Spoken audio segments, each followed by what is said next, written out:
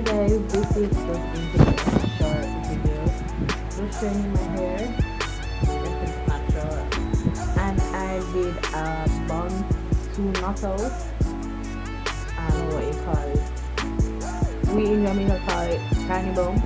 So I did that and I really liked it, but it's kind of frizzy. So if you know anything that I can do to stop the frizz, that would be lovely. You can comment down below. So yeah. Bye guys.